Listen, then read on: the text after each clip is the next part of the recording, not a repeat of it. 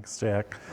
Pleasure to be here and talk about the Sauk. And last year at Indigenous Peoples Day, which was here in Sauk City, I gave a little speech and I said I type or say or write the word Sauk multiple times a day as the director of the Sauk County Historical Society, and just kind of get used to it. But it does belong, it came from somewhere, and we want to talk about where it came from and about the Sauk people.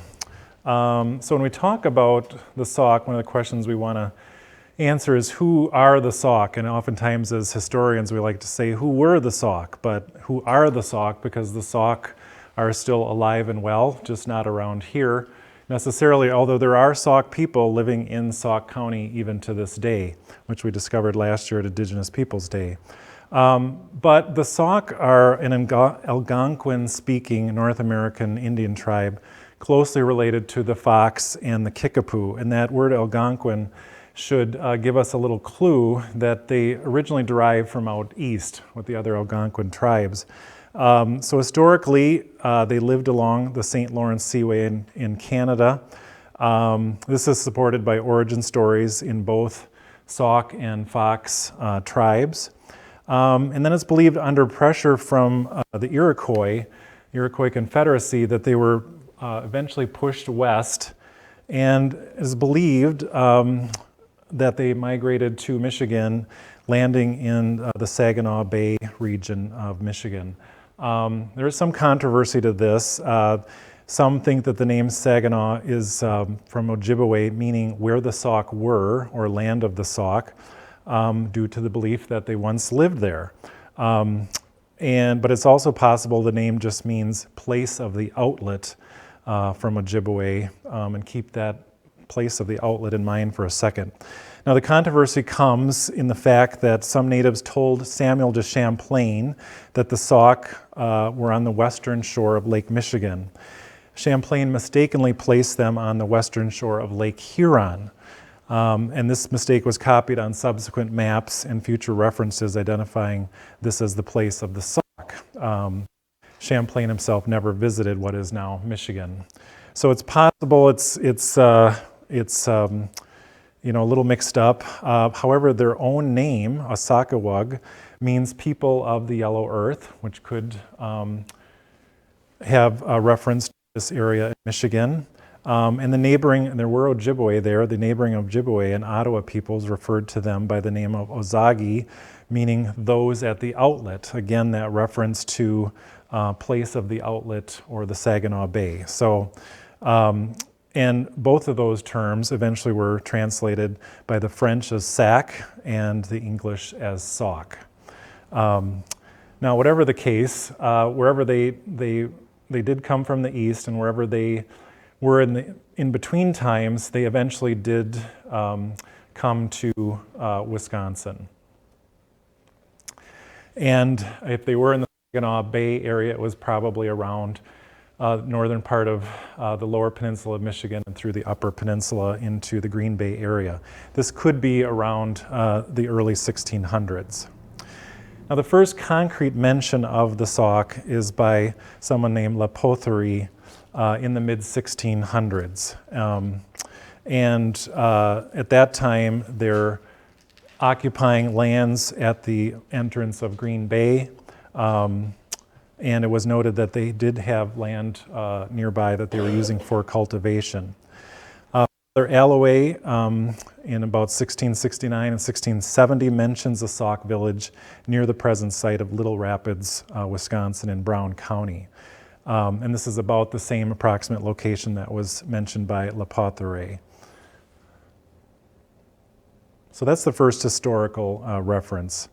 Now, when Marquette and Joliet came through in 1673, and Nicolay, by the way, 1634, said nothing about the Sauk, and they probably weren't here yet. But Marquette and Joliet, when they came through in 1673, do not, note the Sauk. It's very likely they just didn't encounter them. They met some of the tribes up in the Green Bay area, but then, as you can see on the route through Lake Winnebago and up the Fox, all they're noting is the Mascoutin village on the Fox River. They do not see a single living soul after the portage and all the way down the Wisconsin to the Mississippi. No villages right next to the river anyways. Of course, they're just passing through. And by the way, it's the 350th anniversary this year of that trip, the first Europeans to ever see this stretch of countryside right through here. Anyways, Marquette and Joliet's trip down the Mississippi and then back up and using the Illinois to come back to, Illinois River to come back to Lake Michigan and back up to Green Bay, opened the French fur trade era in this area.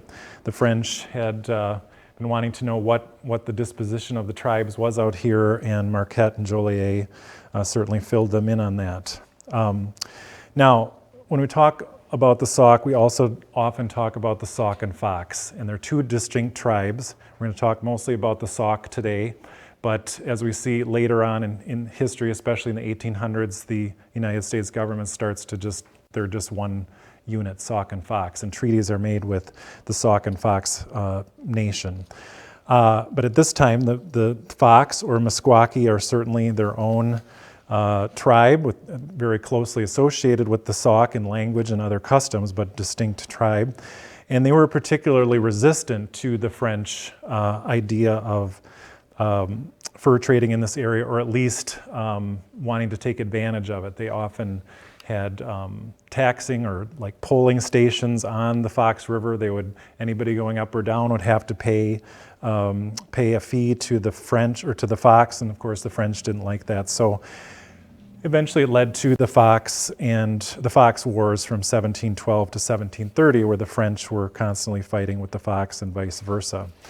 And it all came to a head in September of 1730, when a particularly big battle between the French and the Fox down in what we know as Illinois today, in which hundreds of their warriors were killed, many women and children were taken captive by French Indian allies, and whoever was left hightailed it back up to the Green Bay area.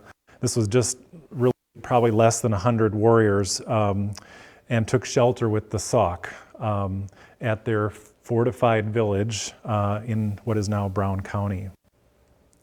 So with that, they took them in, said, you can find safe harbor here. Of course, that led the Sauk then to be a subject to French aggression because they were helping the Fox. And this came to a head in September of 1733 when the French commandant, Captain Nicolas Antoine Coulon de Villiers, who was in charge of the fort at Green Bay, demanded that the Sauk give up the Fox that were harboring there. The Sauk refused, and then de Villiers took a force to the Sauk fortified village, and a battle ensued in which he was killed along with one of his sons and his son-in-law. And this was really serious stuff now because French officials, including the commandant, had been killed. So the Sauk and Fox knew there would be trouble, so they completely left the area, pretty much all Sauk and Fox retreating to west of the Mississippi River to let things cool down. The French finally abandoned their pursuit of the Sauk and Fox around 1737.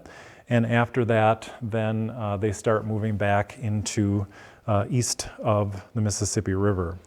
And it's at that time then that, different bands come back. One of those coming here to the prairie along the Wisconsin River, which I'm sure they knew about, and starting a village here. So around 1738 to 1740 is when the Sauk village starts here on the Wisconsin River.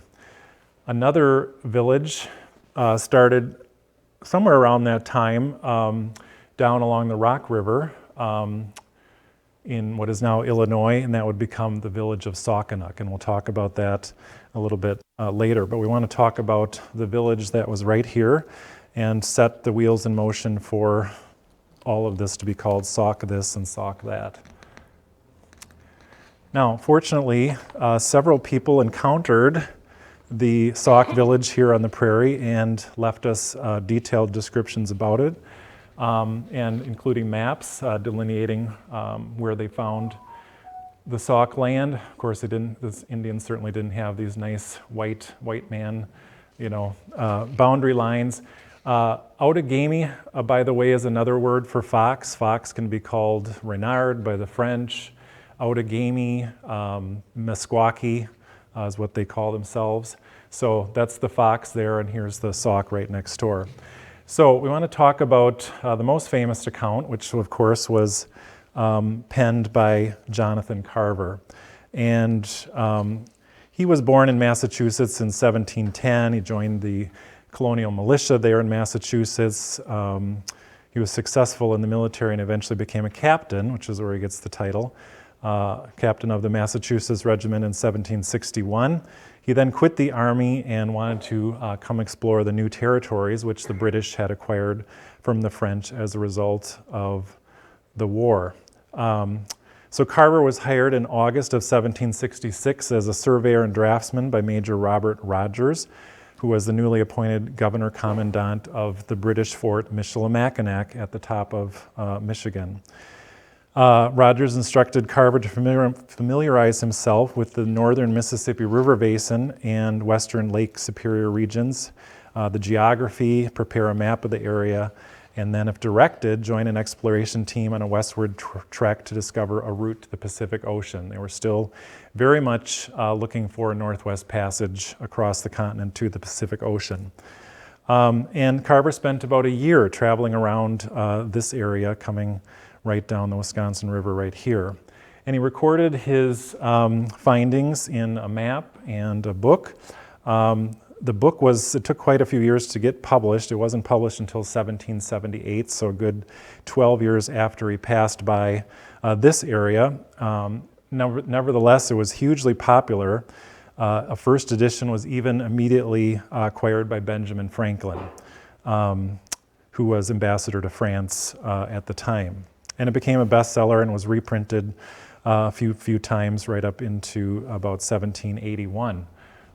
Anyways, the most important part to us is his description of the Sauk village here and the map, which we saw just a little bit earlier.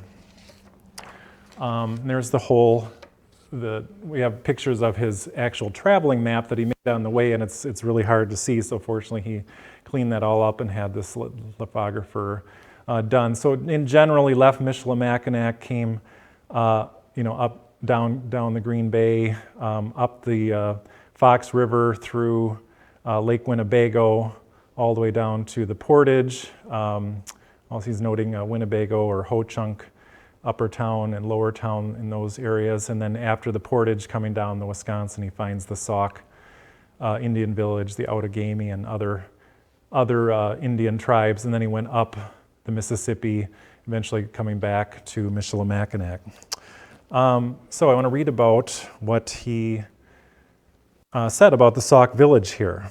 On the 8th of October, and this is 1766, we got our canoes into the Wisconsin River, which at this place is more than 100 yards wide. This is up at the Portage. And the next day arrived at the great town of the Saukies. This is the largest and best built Indian town I ever saw. It contains about 90 houses, each large enough for several families. They are built of hewn plank, neatly jointed and covered with bark, so compactly as to keep out the most penetrating rains. Before the doors are placed comfortable sheds in which the inhabitants sit when the weather will permit and smoke their pipes.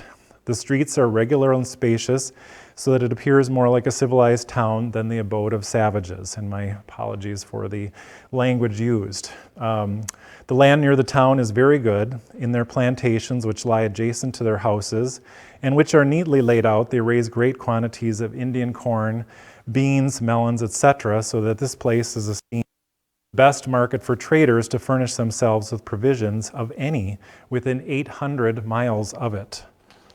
Now that's the language from the book, and there's some slightly different language in his original journal. And one thing I want to call out is he notes they have a great number of farmhouses in the fields which serve for the convenience of the women while at labor, for these only till the ground. So the women were the farmers, and there were some sort of houses or dwellings out in the fields for shelter. Maybe they stayed out there during the summer months. He continues, the Saukies can raise about 300 warriors who are generally employed every summer in making incursions into the territories of the Illinois and Pawnee nations, from whence they return with a great number of slaves. But those people frequently retaliate and in their turn destroy many of the Saukies, which I judge to be the reason that they increase no faster. Whilst I stood there, I took a view of some mountains that lie about 15 miles to the southward and abound in lead ore, which is noted on the map. I ascended one of the highest of these and had an extensive view of the country. For many miles, nothing was to be seen but lesser mountains, which appeared at a distance like haycocks, they being free from trees. Only a few groves of hickory and stunted oaks covered some of the hills, or some of the valleys rather. So plentiful is the lead here that I saw large quantities of it lying about the streets in the town belonging to the Saukies, and it seemed to be as good as the produce of other countries. So some really interesting insights to what the area was like here. A lot less trees than we have today, and you see that even in the earliest pictures of Sauk County. Fire and whatever just kind of kept a lot of growth down. Carver finishes off in one other place in the book about their food, and I just wanted to mention that. One dish, however, which answers nearly the same purpose as bread, is in use among the Outagamies, the Saukies, and the more eastern nations where Indian corn grows, which is not only much esteemed by them, but it is reckoned extremely palatable by all the Europeans who enter their dominions. This is composed of their unripe corn, as before described, and beans in the same state, boiled together with bear's flesh, the fat of which moistens the pulse and renders it beyond comparison delicious. They call this food succotash. Now, Carver gets all the press, usually because he was the one that got around to actually publishing a book about his travels. But he had other people in the party, although not necessarily with him. He was actually third in command, and under a man named James Stanley Goddard and James Toot. And James Stanley Goddard also wrote about this expedition. He was about 2 weeks behind Carver for some reason. So he came to the Sauk village a little bit later than Carver. And thanks to modern historians and publishing, there's a book on Carver's writings, and they include James Stanley Goddard's account of the Sauk village as well. So I want to read that. And Goddard, by the way, is the first one to mention the river de Barbeau, the Baraboo River, the first mention of it, and it, to my mind, seals the case on where the name originated from. So Goddard writes, 2 leagues distance from the carrying place, or the portage, on the west side is a small river called River de Barbeau, so called from a Frenchman of that name wintering in it many years ago. The Indians frequently go up this river to their winter hunting, in which they make a tolerable hunt, having plenty of deer, bears, raccoon, and beaver, etc. So, and then Carver's map, that's the first accurate description of, or accurate depiction of the Baraboo River. All right, continuing down from there, 12 leagues down Wisconsin, on the west shore is a large Indian town of Saukies, in which there are 300 warriors. The principal chiefs of the town are Kagamageg. The war chiefs are Sigets, Ataguk, and Washahoni. This nation are warlike and good hunters, have a quantity of horses, which they use to hunt buffaloes on in the summer. This town is situated on the banks of the Wisconsin. Behind the town is a very extensive plain on which the Indians raise a large quantity of Indian corn, squash, melons, and tobacco. They raise sufficient supply to supply themselves and sell vast quantities to the traders. They have a perpetual war with the Illinois Indians, which I have heard the war chief declare should endure as long as the sun, moon, and stars. So some interesting tidbits there as well. The horses reference is really intriguing. The Sauk were known to go all the way down to New Mexico to get horses from the Spanish. And then they're also hunting buffalo. Probably not here on the Sauk Prairie anymore, although there's a 5,000-year-old buffalo skull right over there. They would have been going west across the Mississippi on the plains of Iowa looking for buffalo. All right, one more account. This is amazing. This village that existed here for 40 years, and there's multiple accounts describing it because it's on this super highway known as now as the Wisconsin River. So in one last account from a man named Peter Pond, who was also born in Connecticut like Carver, a little bit younger, born in 1739. He was an American explorer, a cartographer, merchant soldier. They all kind of did everything.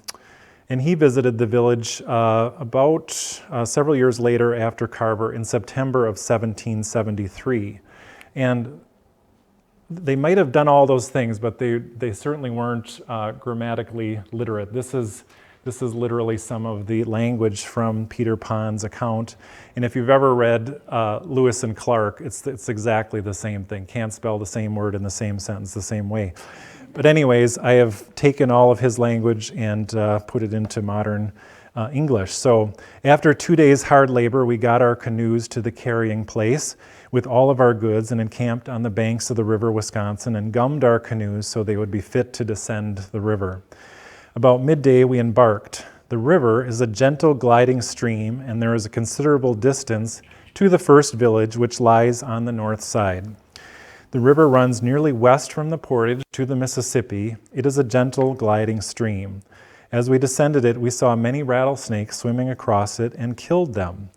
The next day, we arrived at the village where we tarried 2 days.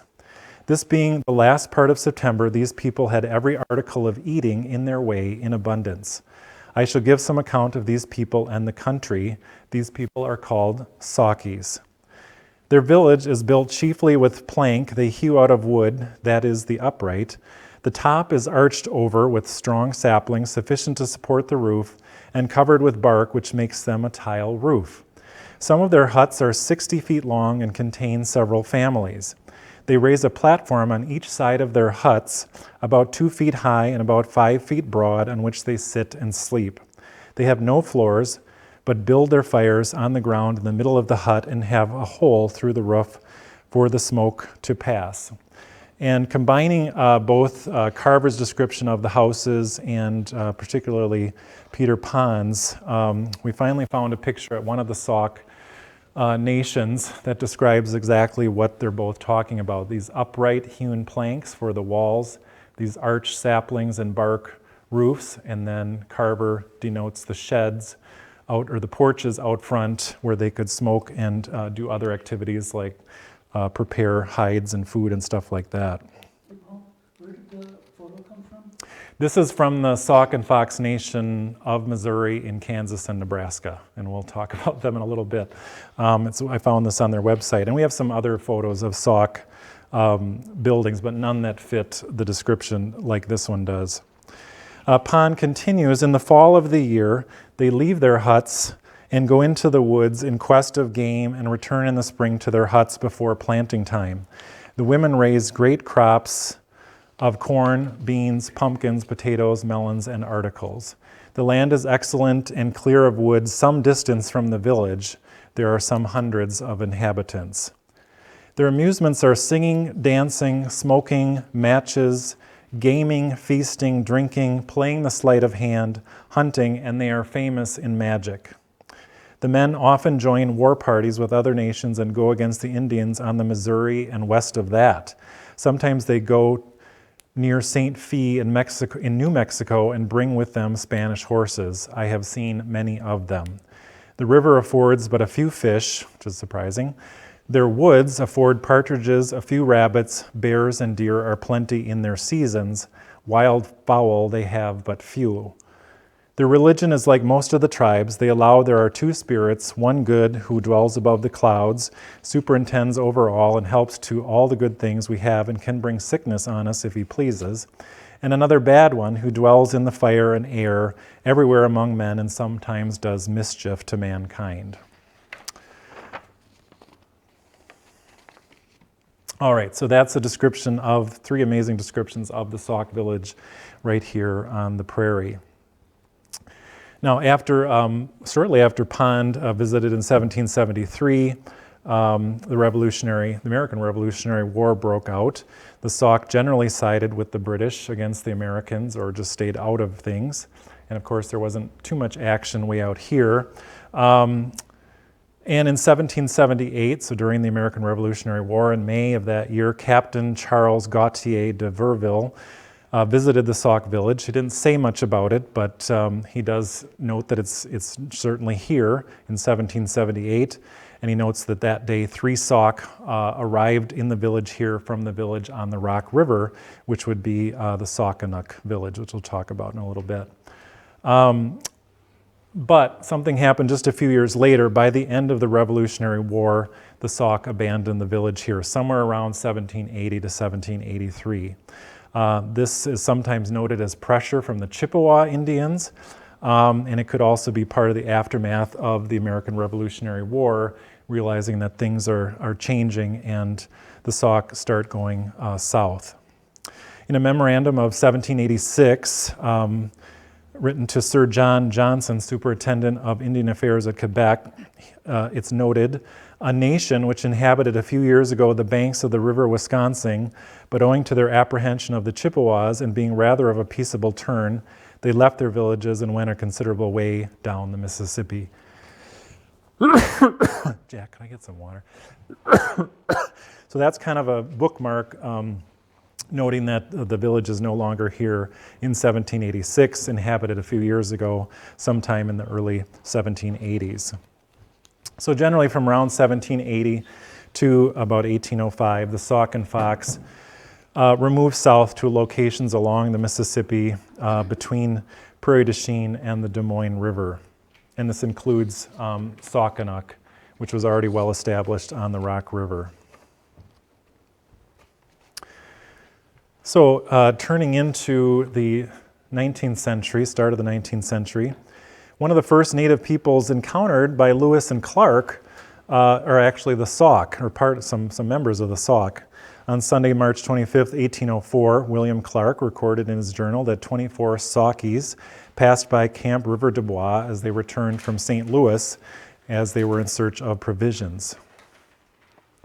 So they're now down in this area here, and if you notice on this map, it says extensive meadows full of buffaloes. So they, along like other tribes, are starting to move west as areas like Wisconsin and northern Illinois become more competitive and less plentiful.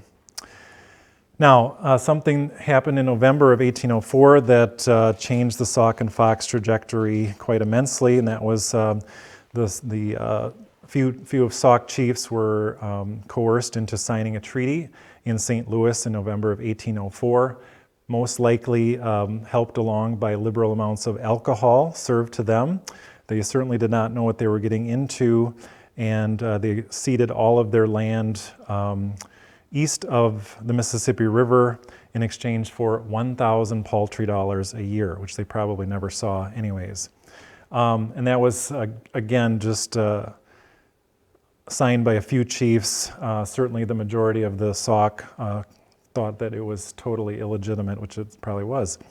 So although most of the Sauk protested as this was illegal, they were really unable to prevent its enforcement. In 1806, Zebulon Pike mentions 4 Sauk and 3 Fox villages as he explores the Mississippi. During the War of 1812, some bands of the Sauk ally themselves with the British and begin raiding American settlements. The majority, however, ally themselves with the United States. Some don't want any conflict and move further south. When Thomas Forsyth arrived in Saukenuk in 1817, he described it as the most populous Indian village he had ever seen. Moving along to 1825, in this map, all the tribes in the area were summoned to Prairie du Chien to sign a peace treaty and tribal boundary treaty, which resulted in this map establishing tribal boundaries to help cut down on intertribal warfare. The United States thought that this would help, keep people on your side of the river, keep your people on your side of the river, and we'll know who's in the wrong. Of course, it also set up the government for who do we have to deal with when we want a land cession treaty? Well, if we're in this area, we're just going to deal with the Ho-Chunk, and that's it, because you guys said this is Ho-Chunk property. However, people didn't move to these areas exclusively or right away. By 1826, Sauk, which was on the other side of the Mississippi River at the Rock River, by 1826, an estimated 4,800 Sauk lived in and around Sauk. However, others who passed through, such as a man named William Keating, noted that the village was not limited to the Sauk. Keating estimated only about 20% of the warriors that the Sauk could muster had pure Sauk ancestry, so a lot of other tribes intermingled there as well. It was the largest single settlement in the new U.S. state of Illinois when Illinois was formed. And it was the birthplace of Chief Black Hawk, born in 1767. We'll talk about him in a minute. But this is how Black Hawk described Sauk. Our village was situated on the north side of the Rock River at the foot of its rapids and on the point of land between the Rock River and the Mississippi. The land around our village, uncultivated, was covered with bluegrass, which made excellent pasture for our horses. Several fine springs broke out of the bluff nearby, from which we were supplied with good water. The rapids of the Rock River furnished us with an abundance of excellent fish, and the land, being good, never failed to produce good crops of corn, beans, pumpkins, and squashes. We always had plenty, our children never cried with hunger, nor our people were never in want. Here our village had stood for more than 100 years. And that's a depiction of Rock Island, where the Saucanock village was on the Rock River. So again, this 1804 treaty is telling them they need to be not on the east side of the Mississippi, but it would take a few decades before that actually happened. So during the leadership of the Sauk people in the 1820s and forward, kind of started being split between these two figures here, which was Black Hawk on the left and Chief Keokuk on the right. And Keokuk wanted to be a little more compliant and get the people across to the west side of the Mississippi, and Black Hawk not so much. Black Hawk, again, born in Saucanock in 1767. He was the son of Paisa, the tribe's medicine man. At about age 15, he distinguished himself by killing his first Osage warrior, placing him in the ranks of the Braves. At 19, he successfully led 200 men into another battle against the Osage, giving him more honor within the tribe. Soon after, he joined his father in a raid against the Cherokee along the Merrimack River in Missouri. But when his father died from wounds received in battle, Black Hawk, while celebrated for his bravery, was now faced with a great deal of uncertainty when it came to his ongoing role within the tribe. The only way to achieve status in the Sauk tribe was through personal exploits as a warrior, so that's why Black Hawk was ultimately called a war chief or war leader, since the nature of his office and the power that it wielded was based on his ability and to enter into and win battles, not heredity. During the War of 1812, Black Hawk supported the British side as a member of the Indian Confederacy led by Shawnee Chief Tecumseh.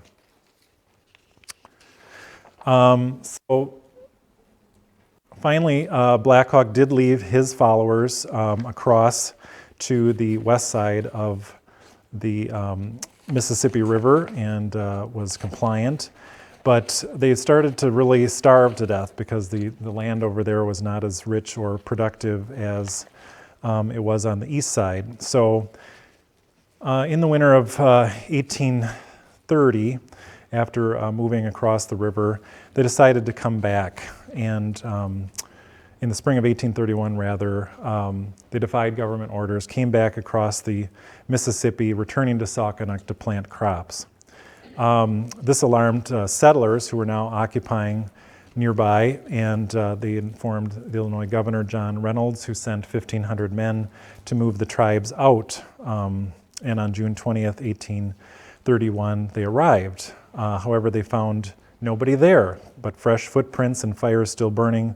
The Sauk left that time without a fight. So the militia burned the lodges, destroyed the crops, and vandalized the main cemetery, digging up Sauk graves, according to a letter from a new Indian agent. Fearing that he would be pursued, Black Hawk went to Fort Armstrong and sued for peace, which he got under the terms that he would stay out of Illinois. The The peace lasted a short time until the next winter when the Indians, again unable to grow crops in the less tillable land on the other side of the Mississippi, once again faced starvation. So in the spring of 1832, facing starvation or an attempt, Black Hawk brought about 1,000 of his people back into Illinois looking to plant crops near the old homestead. So he brought men, women, children, anybody that wanted to follow him. He was also influenced by the Indian called the Prophet, who assured him that a great Indian confederacy would form behind him as it had under the leadership of Tecumseh. Now that isn't to say that Black Hawk came over here to start the Black Hawk War. He truly came over to inhabit Sauk again and grow some crops, and then things got out of hand. And then it also turned out that, of course, the Prophet was wrong, and all these Indians were not going to rally behind him and stage this giant action against the Americans. So while they were at Sauk again, they were discovered, and troops were sent. And even though a flag of truce was put up, somebody in the volunteer soldiers near Dixon, Illinois, fired a shot, and the rest escalated from there. The Indians returned fire, and volunteers fled in panic. Reports of the event led to an Indian scare throughout the Midwest. And I won't get into the whole Black Hawk War, because others can do a much better job of that than I can. But suffice it to say that, encouraged by easy first victories, Black Hawk and his band took to the swamps of the Rock River near Beloit, following the dotted path there up into Wisconsin, pursued all the time by the militia and volunteers and regular Army troops eventually. The chase lasted for over 2 months, of course, included the famous incident just downriver here at the Battle of Wisconsin Heights, where they were able to hold off the militia for a while the majority of the rest of the Sauk crossed. They crossed southern Sauk County, eventually ending up at the Bad Axe River, where everything came to an ultimate finale. There they were trapped on August 2nd, 1832, and as the tribe was attempting to escape across the Mississippi, they were slaughtered by boat and from troops on land, men, women, and children. More than 300 Indians were killed or drowned, including old men, women, and children. Black Hawk was not there at the time. He was somewhere else. He managed to escape, but was later captured. He was briefly imprisoned, then sent to the eastern United States by the government so they could awe him with the power and might of the United States. Ultimately, he came back and settled in Iowa until his death. After the Black Hawk War, the United States government started officially combining the Sauk and Fox as one unit, especially in treaty-making purposes, the Sauk and Fox Confederacy or the Sauk and Fox Nation. So they're across the west side of the Mississippi in this area here. And of course, the juggernaut of settlement continues in a drive for more land. Yet another set of peace treaties was broken in the fall of 1832. All of the land the tribes had been removed to on the west side of the Mississippi was now purchased by the U.S. government in September of 1832 in what was called, ironically, the Black Hawk Purchase, which is everything here in yellow. This was a land grab by the U.S. They purchased 6 million acres of prime farmland for 11 cents an acre. In 1837, the Sauk and Fox made the last of their various cessions of Iowa lands and were given in exchange a tract across the Missouri River in Kansas. And here they remained practically as one people for about 20 years, the Sauk and the Fox. But internal dissensions, due largely to Keokuk, again the more peaceful one, were causing them to grow apart. They maintained separate villages, the Sauk in one and the Fox in another. One summer, about the years 1857 to 59, the leading Foxes returned from a buffalo hunt and found that during their absence, the Sauk had made a treaty with the government by the terms of which the Sauk and Fox were to take up lands in severalty and sell the remainder. The whole transaction having been negotiated by whites to get possession of the Indian lands for the purpose of speculation. The Fox chief refused to ratify the agreement on behalf of the Fox, and for so doing was deprived of his chieftainship, at least by the Sauk. But the Fox did not recognize the act of the agent deposing their chief. In the fall, the Fox chief went away to Iowa, and with him most of the Fox. So this is when a big split occurs, and a lot of the Sauk stay here, and the Fox eventually end up going back into Iowa. And as again with most Indian stories, there's no one comprehensive story. There's bands of Indians, different tribes that were doing their own thing, and certainly the case with the Fox as well. Some had never gone to Kansas, but had remained in Iowa. Some had returned before the main exodus of 1859. They finally found a place on the Iowa River near Tama City, and that's near present-day Toledo, Iowa, where they bought a small piece of land. This was added onto from time to time, till they had thousands of acres, which they held in common ownership. They had nothing more to do with the Sauk politically, and in 1867, the Sauk ceded their lands in Kansas in exchange were given a tract in Indian Territory or Oklahoma. In 1889, they took up lands there and sold the remainder to the government. So the largest batch of Sauk ended up in Oklahoma after the Civil War, although still called the Sauk and Fox, because there was always this mixture, no matter how hard they tried to be separate. And during this time that the two groups were recognized as separate. In 1869, they forced this large group to the reservation in the future state of Oklahoma. They then merged with some of the Muskogee and became known federally as the Sac and Fox Nation. And we'll talk about their where they are today in just a little bit. I want to come back here to Sauk Prairie area and talk about evidence of the Great Sauk Village here when white settlers arrived. And it's unclear. They moved out in the 1780s. It was about 60 years before white settlers appeared here, and yet it's amazing what they still discovered as remnants of the Sauk village. It's unclear if the Ho-Chunk moved into these parts or not. There's still no definitive historical record that the Ho-Chunk inhabited these areas, although Henry B. Staines wrote in 1851, "When I came to this county in 1840, it was inhabited by the Winnebago Indians, who said they had whipped the Sacs off, and that when they came here, there was a large settlement of the Sacs on the lower end of the Sauk Prairie." I think some of that's getting mixed up a little bit because the Ho-Chunk weren't in this area when the Sauk left.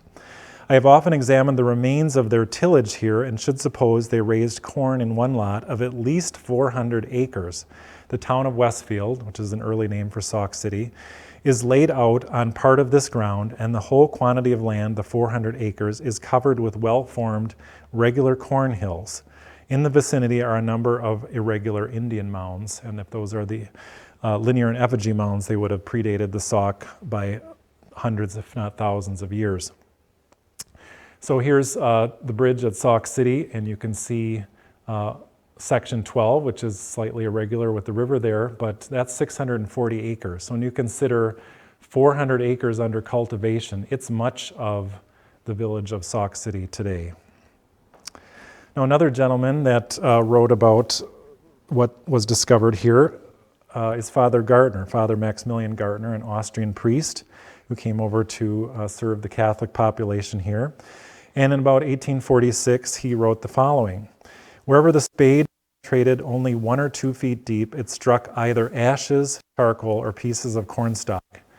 Here and there were found even rusty arrowheads, bullets, but more often different kinds of small colored glass beads, shells, plates in the form of medallions, and rings made from copper and silver too, and what is most striking, at least even small crosses of silver, though only smooth ones, but doubtless such as belong to our holy Catholic region." So very interesting stuff on the ground, stuff below the ground. And Father Gartner also, in his diaries, did this little watercolor sketch of the area, the first depiction of any settlement in Sauk County. If we turn that, we have what would be today Prairie du Sac on top and Sauk City at the bottom. And he says if you cut this apart and put this over here, you would have both villages seamless, or both settlements seamlessly together. And we've done that digitally online, but I want to talk about the what he's seeing in the Sauk section here. And up in, so here's what was the village, Haratsi at the time. And this is the Catholic Church, which burned, which is kind of east of the Chinese buffet on Madison. So Phillips Boulevard is generally right through here. And this would be Water Street down here. And he describes something up in the upper left-hand corner. Believe it or not, he's got letters on here depicting things, and he calls them out.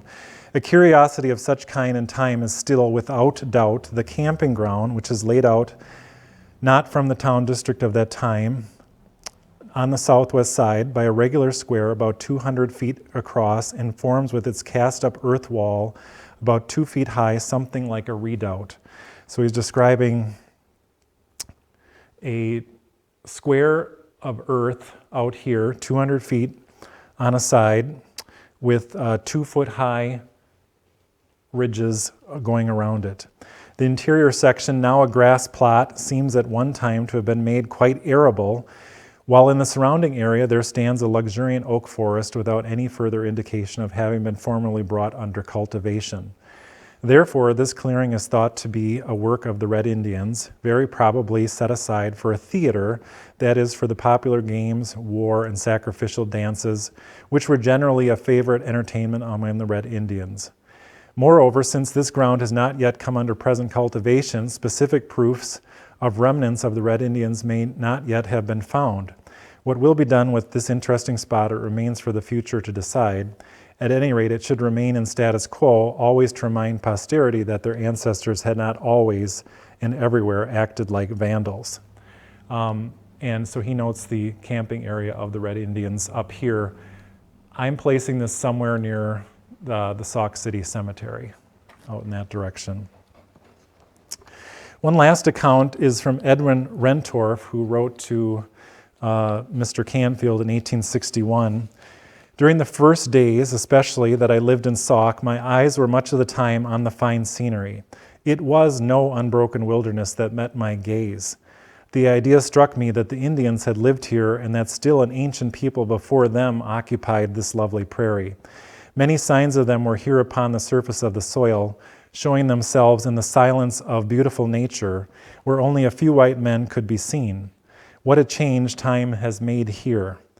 But how is it with the land and surrounding country where we landed in the fall of 1840? All then was covered with Indian hills, thousands of deer bones, glass-neck pearls, arrow points of flint, and Indian graves were everywhere to be found. Yes, here they hunted, fished, raised corn, and died. Time has decayed the bones. The new generation, children of Germans, have picked up their glass pearls, etc., to play with. Their corn hills have been leveled, the village of Sauk City being located upon them, whose largest portion of inhabitants consists of Germans. All right, so some last vestiges of the Sauk village here. All right, lastly, where are the Sauk today? The Sauk, alive and well, consist of people enrolled in 3 federally recognized nations or tribes.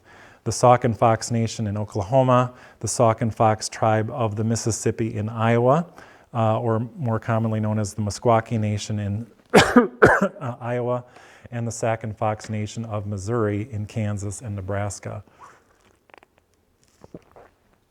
And that is their official full name, Sauk and Fox Nation of Missouri in Kansas and Nebraska. And I had the pleasure of visiting all 3 tribes last summer of 2020, with Kristen White Eagle and Angela Lowe, 2 Ho-Chunk members of our board, on our way down to invite them to any Sauk to come up to Indigenous Peoples Day last year, October 2022, here in Sauk City. And the first place we stopped was in the tiny hamlet of Reserve, Kansas, where the headquarters for the Sauk and Fox Nation of Missouri and Kansas and Nebraska is located. This was a band that remained in that area even though the federal government later tried to move everybody down to Oklahoma. So this is the smallest tribe, about 500 enrolled members. They have a building there, headquarters building, which has a small museum in it as well, displaying some of their cultural items. It was kind of a surprise to my Ho-Chunk companions that much of this looks very similar to what the Ho-Chunk do to this day, the applique work, of course the beadwork, but again, these are all woodland Indian tribes of this area, so it isn't all that surprising, but it was kind of like meeting cousins and they're wearing the same clothes that you have. And of course, they have taken advantage where they can of opportunities to make income, so they have a small trading post, gas station and reserve, and then outside that area, at least one casino. Back in Iowa, the group that Fox, mainly the Fox or Meskwaki, that did not like what was happening in Kansas and Missouri, went back to Tama, near Tama, Iowa, and purchased land and are today officially the Sac and Fox tribe of the Mississippi in Iowa, or the Meskwaki Nation. So after their banishment to Kansas, Meskwaki ancestors longed to reclaim their Iowa woodland home. Choosing to remain, some stayed hidden in Iowa while others left for Kansas, only to journey back to Iowa over the next few years. Throughout, there was an unbroken presence in Iowa, and by 1856, astoundingly, the state of Iowa enacted a law allowing the continued presence of the tribe. Never heard of such a thing. 1856, the state of Iowa is saying, yes, you guys can stay, despite what the federal government says. On July 13th, 1857, the Meskwaki formally purchased their first 80 acres in Tama County, which gave formal federal identity to the Meskwaki people as the Sac and Fox tribe of the Mississippi and Iowa. 10 years later, in 1867, the United States government allowed the Meskwaki living in Iowa to receive federal annuity payments for the first time. By generating income through trapping and by accumulating annuity payments, the tribe was able to purchase additional land between 1867 and 1901, and truly right into the present day, and continued to bring back more and more people from, especially Meskwaki, from out west. Through this, the Meskwaki people were able to live a more independent lifestyle than other tribes confined to regular reservations strictly regimented by federal authority, because this was and is land owned and purchased by the Meskwaki themselves. And it was somewhat ambiguous because of that, their status with the state and the federal government. So in 1896, the state of Iowa ceded to the federal government all jurisdiction that could be had over the Meskwaki Nation. So again, it is private property, a sovereign nation, quite rare, and they are the only federally recognized tribe in the state of Iowa. There's 10 federally recognized tribes in Wisconsin. They continue to purchase land and have well over 8,100 acres in Tama, Marshall, and Palo Alto counties today in Iowa. At the casino, they have a beautiful history area, which we're able to take advantage of. Lots of interesting pictures and maps there, including yet another depiction of a Sauk bark structure, this time with more of a gabled roof, but again, these sheds front and back for being outside. They are slightly larger than the Sac and Fox Nation of Missouri. They have about 1,400 tribally enrolled members, and they are the largest employer in Tama County, Iowa. They also have some beautiful regalia on display, and again, very similar to what the Ho-Chunk are producing here, especially the baskets. These could be Ho-Chunk baskets any day of the week, but they are Meskwaki. Our trip ultimately landed us near Stroud, Oklahoma, where we met the largest of the three Sac and Fox nations in Oklahoma, so where the largest group finally landed. Their current lands were part of the larger historical Sac and Fox Reservation of 1867 to 1891, which at one time was nearly 500,000 acres. Under the Dawes Act, however, of 1887, these tribal holdings were divided into 160-acre allotments per individual household. So instead of letting them have all of this land, they wanted to give them much smaller parcels per household, which would, they hope, encourage them to become more European American culturally, as well as allow any lands not allotted to be owned by the federal government and sold off, and that is what was done. Lands remaining after the allotments were declared surplus and sold primarily to non-native people. So this really fractured the entire reservation. These were not contiguous allotments by any means. Under the Curtis Act of 1898, the tribal government and its institutions were dismantled. So that was another blow to their sovereignty. However, fast forwarding to the 30s, the administration of President Franklin D. Roosevelt established what was called an Indian New Deal, passing a law to encourage tribes to reestablish self-government. The Oklahoma Indian Welfare Act of 1934 was passed by its legislature in a similar effort. In 1937, the Sac and Fox organized under these laws and gained federal recognition as a tribe with an independent relationship to the federal government. And they've become increasingly active in asserting their sovereignty since the late 20th century. And they have a beautiful set of buildings there, including a cultural center. I'm standing next to Katie, who's one of their language experts. Just around the corner is a beautiful bust of Black Hawk, who is held in high regard. And again, they have similar cultural regalia and items, including applique patterns and beadwork. And asserting some of their tribal sovereignty in 1983, the tribal government established its own system for registering vehicles and issuing license plates for tribal members. Well, the state of Oklahoma tried to collect registration fees anyway, and the tribe sued. The U.S. Supreme Court ruled in the tribe's favor of its independent sovereignty in 1993, and the tribe to this day issues its own license plates and celebrates May 17th as Victory Day for that accomplishment. While we were down there, we were invited down to the powwow. It looks relatively nice, which it was, except it's 104 degrees in this picture. But we were invited to dinner before the powwow. Anyways, they're smart enough not to start the powwow till about 9 o'clock in the evening, when it cools down to around 90 degrees. So we were able to attend the powwow down there and ultimately get some representatives from the Sac and Fox Nation there to come up here last fall for Indigenous Peoples Day. So that concludes our talk. Do we have any questions, comments?